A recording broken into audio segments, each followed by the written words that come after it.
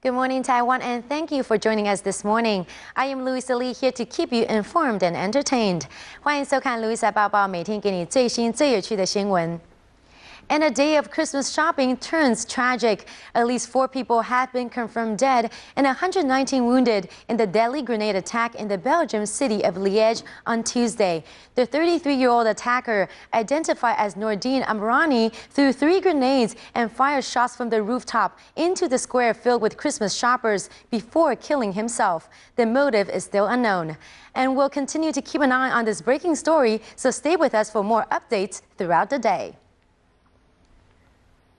And tensions have increased between China and South Korea following the stabbing incident that occurred in the Yellow Sea recently, which involves the death of a South Korean Coast Guard.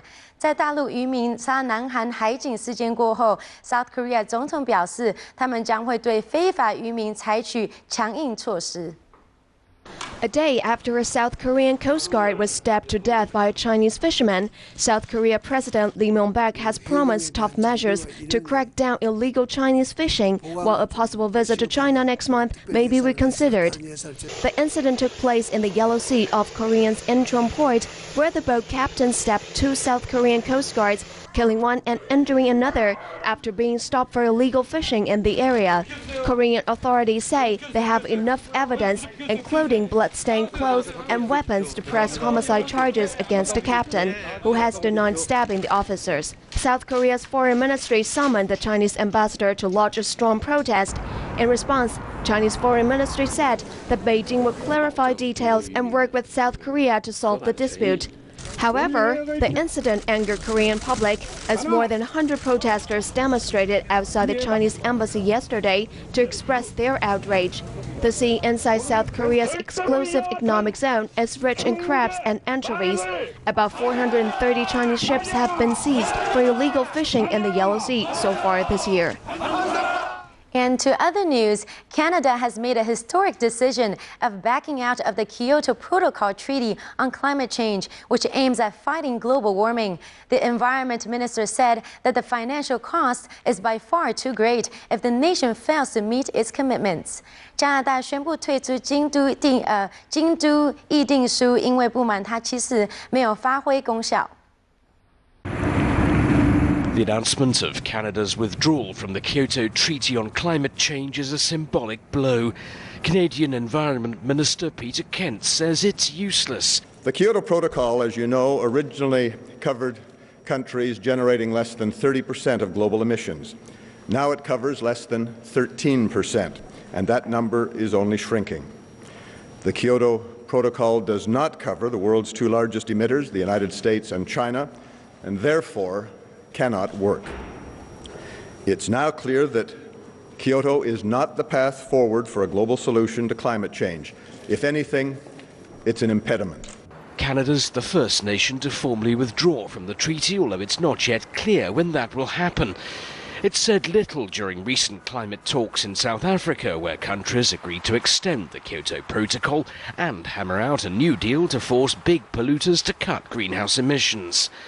Canada's government says it would face penalties of more than $13 billion for failing to reach its target cuts by 2012. But the decision to quit will not help Canada's international reputation. It's a major energy producer, which critics say is becoming a climate renegade. And now to entertainment news. Fans are fighting back their tears to see the items go. An array of treasures that once belonged to Michael Jackson will be going under the hammer this weekend in Beverly Hills. Michael Jackson 的歌迷最近有机会可以在他的遗物被拍卖前参观他在 Beverly Hills 的家，可是很多歌迷都觉得很不舍。 This is the furniture last touched by the king of pop. It's the content of the house where Michael Jackson's lifeless body was found in 2009.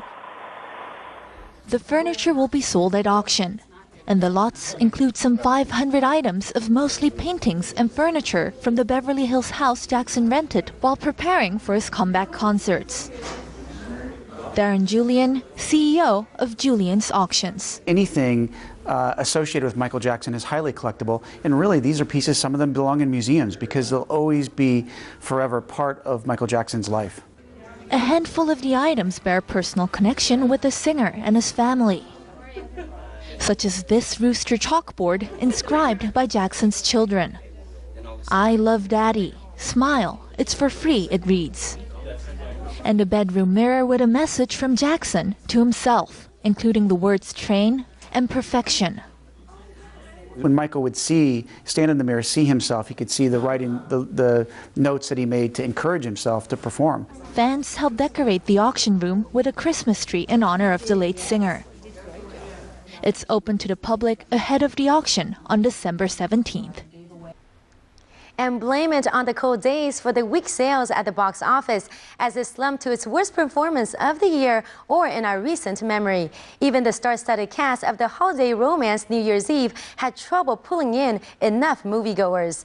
本周的北美票房非常的低迷，除了因为大部分都是旧片之外，新片的表现也不怎么好。第一名的101次新年快乐居然只有1300万美金的票房成绩。 While it did finish in first place, New Year's Eve dropped the ball this weekend with a disappointing $13 million opening, way below the industry expectations. Comparing to its predecessor, Valentine's Day, which grossed $14.4 million in its first day of release and ended with a gross of total $110 million, it was just not a very good starting point for New Year's Eve. Number 2 went to Jonah Hill's comedy The Sitter, which opened with $9.85 million. The film, which is Hill's first try as a solo actor, failed to impress the audience. Critics didn't really like the R-rated Fox release that talks about a slacker who babysits a wealthy couple's 3 spoiled kids. As the actor failed to test at the box office, The Sitter may have a hard time reaching more audiences after receiving a disappointing C+ cinema score. Keys to my minivan, and that's what's up! After leading for 3 straight weeks, The Twilight Saga Breaking Dawn Part 1 dropped to number 3 with $7.8 million. What's worth mentioning is that on Saturday, it officially passed The Hangover Part 2 and became the 3rd highest grossing movie of the year, only behind Harry Potter and the Deathly Hallows Part 2 and Transformers Dark of the Moon.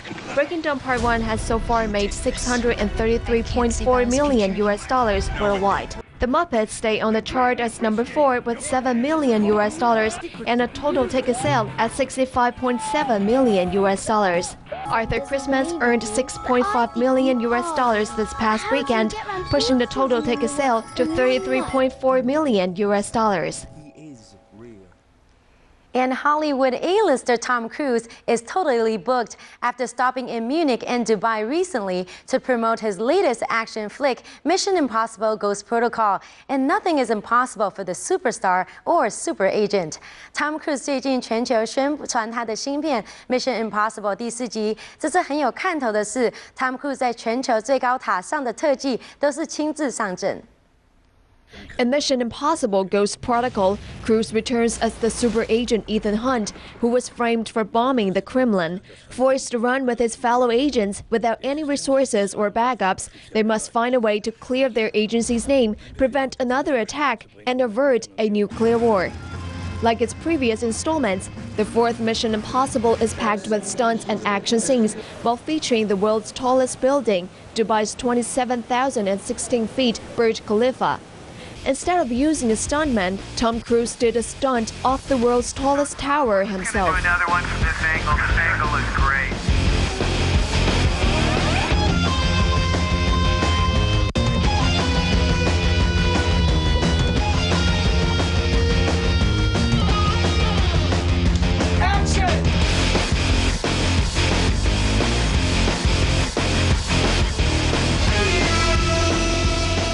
I have to say, when I saw Brad's design of what he wanted to accomplish, I was very excited to do it. In the first moment, you know, I have one little pick here and one little rope, and I remember just being there saying, okay, this is a moment of truth. Let's, you know, there's one thing seeing it, another thing trying to accomplish that, and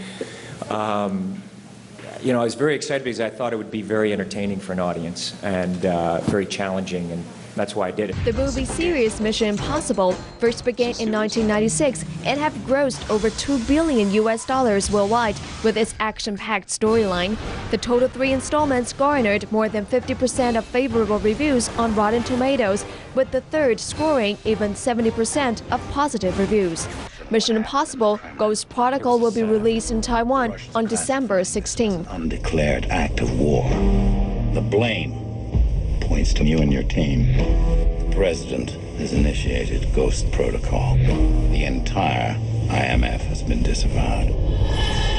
So what happens now? Your mission, should you choose to accept.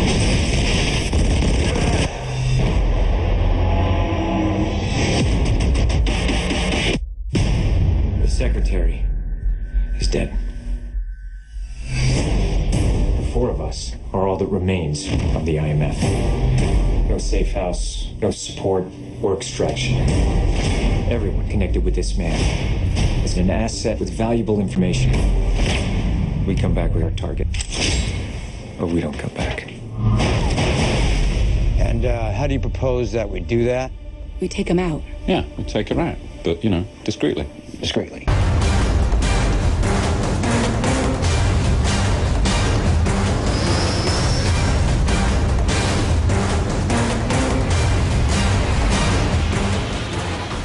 So catch the stunt-heavy flick by Cruise on the big screen this Friday.